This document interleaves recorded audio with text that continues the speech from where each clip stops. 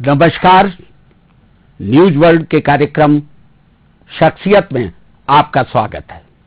मैं सुनैन चतुर्वेदी और आज मेरे साथ ऐसी शख्सियत हैं हॉकी मैदान की जिनको समूचे विश्व ने प्रणाम किया है। दादा ध्यानचंद के पुत्र अशोक कुमार मेरे साथ हैं। एक ऐसे खिलाड़ी जिन्होंने 3 एशियन सिल्वर मेडल, विश्व कप के सिल्वर, ब्रोंज, गोल्ड मेडल और ओलंपिक का ब्रोंज मेडल, इतने मेडल 7 जीवन में, इतने अंतर्राष्ट्रीय मैच, दादा का नाम, कैसा सब कुछ लगता है? पहली बात तो सभी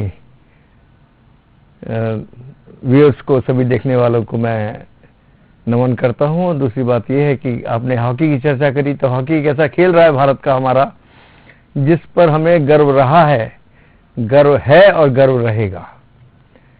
और गर्व रहा है जो उसकी कहानी बहुत लंबी है, हम सब जानते हैं कहां से शुरू हुई। 1928 से पहली बार ही हॉकी ने वो अपना जलवा दिखाया और खिलाड़ियों ने इस तरह से उस हॉकी को खेला कि जिसकी ऊंचाइयां, अगर मैं कहूं कि आज भी हम तलाश रहे हैं, पहुंचने की कोशिश कर रहे हैं, तो वो ऊंचाइयां 1928 के ओलंपिक में हमारे खिलाड़ियों ने स्थापित कर दी थी। एक नए खिलाड़ी को जादूगर की संज्ञा देना ये 28 के ओलंपिक में ही शुरू हुआ। 28 के ओलंपिक में जहां पर पहले मैच में सिर्फ 150 लोग थे और जब फाइनल मैच हुआ है हॉलैंड के साथ, तो उस मैच में 25,000 लोग। तो आप 5 मैच के अंतराल के अंदर किसी खेल की लोकप्रियता और उसके अंदर खेले गए और खिलाड़ियों द्वारा खेला गया खेल, उसकी अगर तुलना करें और उसकी इंपॉर्टेंस को समझें, तो आप समझ गए होंगे कि कहां 150 पहले मैच में और 25,000 आखिरी मैच में। वो देखने वाले से मिसमराइज हो गए। और यहां तक लिखा था कि लोगों ने अपनी कारों के स्टीयरिंग मोड़ दिए थे हॉकी स्टेडियम की तरफ। तो ये वो हॉकी है जिसने हमारे भारत को एक प्राउड दिया, एक गर्व से भरे क्षण दिए उस जमाने में जब हम गुलाम थे। और क्यों ना होते, 32 के अंदर हमारा ओलंपिक का जीतना, 36 के अंदर जो हिस्टोरिक चीजें हैं वो अलग बातें हैं। तो उनके प्रणेता जिन्होंने हॉकी को उस टाइम में इजाद किया, खेलों को पटल पर लाए, देश के नक्शे पर लाए, उस परिवार का एक सदस्य होने के नाते मुझे इस बात का तो गर्व है ही कि मैं उस परिवार से हूं जहां पर मेजर ध्यानचंद, कैप्टन रूप सिंह, सरीखे, 2 भाई जिन्होंने पूरे विश्व के अंदर अपना हॉकी का एक तहलका मचा दिया था। उन्होंने ये बात तो बाद में करेंगे, लेकिन सबसे पहले अशोक भाई एक बात बताइए, आप हॉकी में कैसे आए? दादा ध्यानचंद जी और चाचा रूप सिंह जी की वजह से या कोई और वजह रही? नहीं, ये देखिए, हर जगह की मैं एक बात लेके चलता हूँ कि जब कोई बालक बच्चा जहाँ का होता है, जहाँ उसकी पैदाइश होती है, तो उसका एक एटमॉस्फेरिक सराउंडिंग जो वातावरण है वो हमेशा उसका असर आता है। कि हमने शिवाजी के और उनकी माँ के बारे में नहीं पढ़ा, तो वो जो चीजें हैं वो कहीं ना कहीं मेरे साथ भी जुड़ी कि मैंने जब आंख खोली तो हॉकी चारों तरफ नजर आई। बाबूजी से मिलने वाले, ध्यानचंद से मिलने वाले, आने उनसे ऑटोग्राफ लेने वाले, अखबारों में उनका नाम छपना, तो उन चीजों का तो मेरे दिलो दिमाग पर तो असर होना ही था। और जब वो असर हुआ तो छोटी सी हॉकी हाथ में आ गई जब मैं 5 साल 4 साल का था। और छोटी सी हॉकी आने का मतलब ये था कि आपके अंदर वो चीज पैदा हो गई कि हाँ भाई, इस बच्चे ने तो हॉकी खेलनी है। तो और हॉकी एक संपूर्ण खेल के रूप में विकसित थी उस जमाने में। भारतीय परंपरा के अंदर मुहावरों का बड़ा महत्व है। एक बात अक्सर कही जाती है कि बरगद के नीचे कोई पौधा पनप नहीं सकता।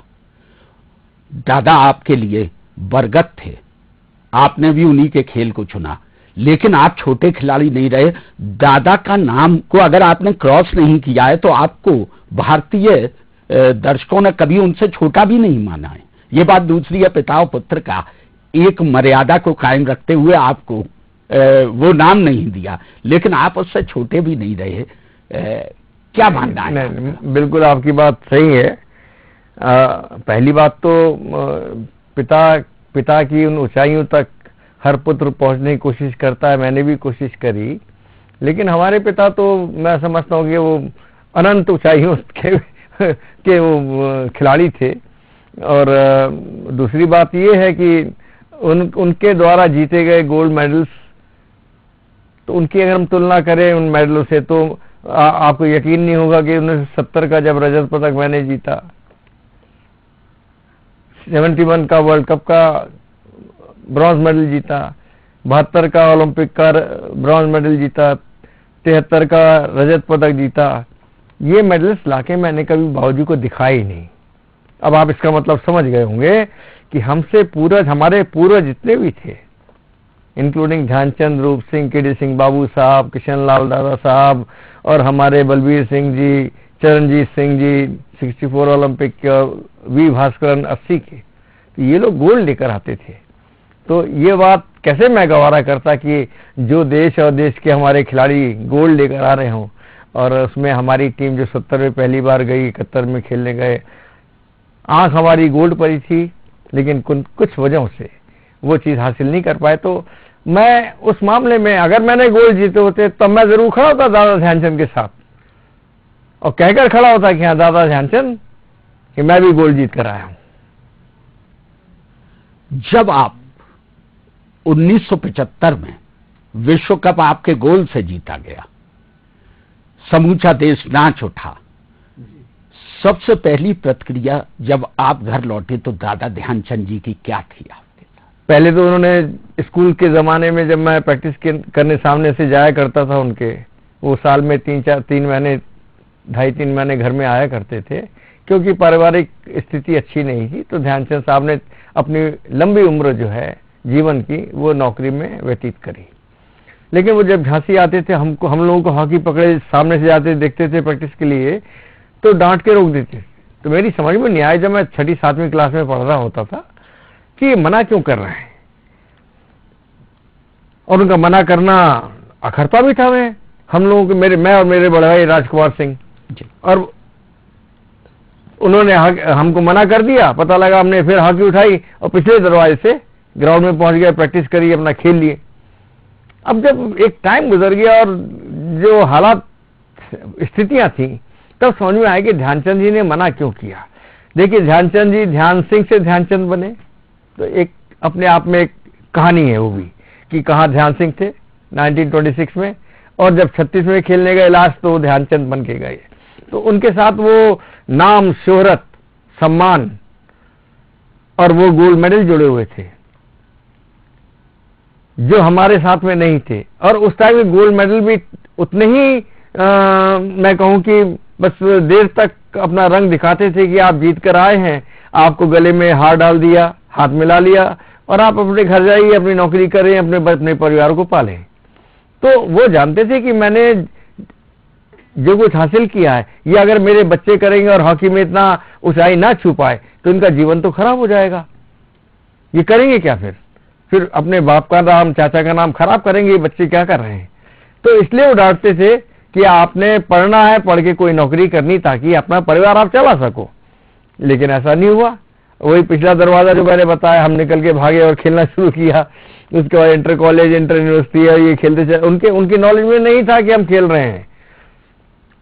उन्होंने मुझे देखा जब पहली बार, वो था मेरा 70 एशियाड के बाद का नेशनल 71 का जो मैं बेंगलोर में खेला था। तब मेरे चाचा जी और बाबूजी दोनों आए थे वहां पर, एक गेस्ट बन के उनको बुलाया गया था, और मैं बंगाल से उस जमाने में खेल रहा था इनामुर रहमान साहब के साथ, जो मेरे आइडियल खिलाड़ी रहे हैं, जिनको कि मैंने बिना देखे, कहते ना कि एकलव्य क्या होते, एकलव्य ऐसे थे, वो भी वही मैंने भी अपने जीवन में उस चीज को अप्लाई किया कि उनको देखे बिना मैंने उनकी चीजें हासिल करी। कैसे खेलते हैं, ड्रिबलिंग कैसे करते हैं, किस तरह उनका लेफ्ट फ्लिक है, किस तरह डॉजिंग है उनकी।